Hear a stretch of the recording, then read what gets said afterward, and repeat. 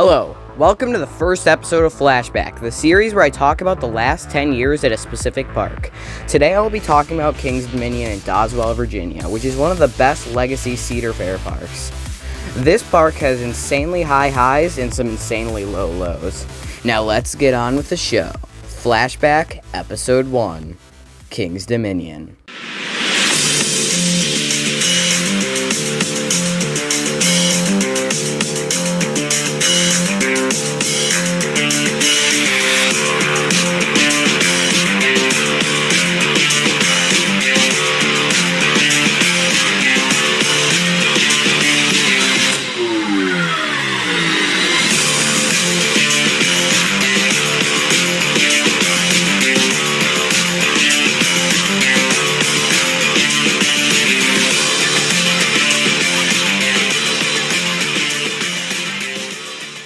We'll be starting off with the year of 2015. 2015 was a big year for Kings Dominion. It was their 40th anniversary after all.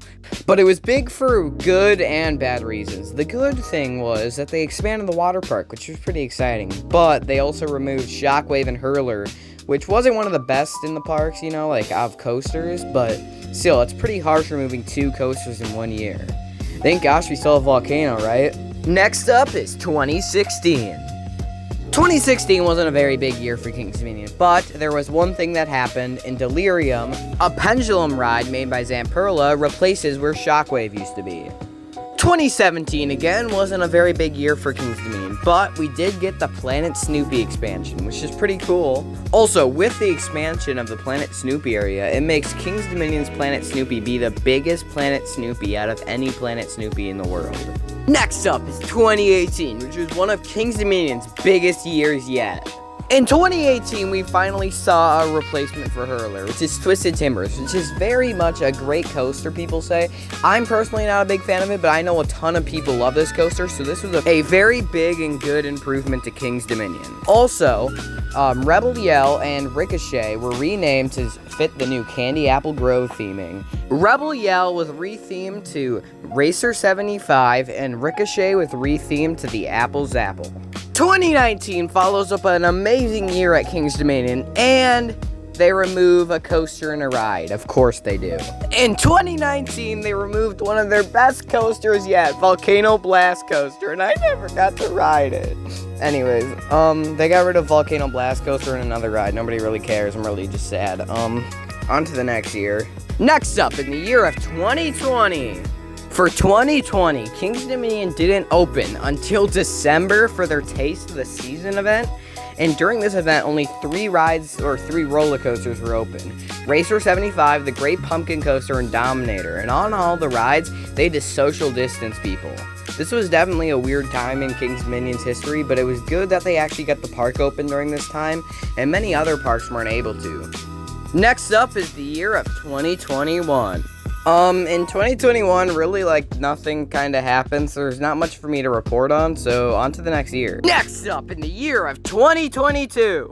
2022 was a very big year for Kings Dominion. They got an entirely new rethemed land.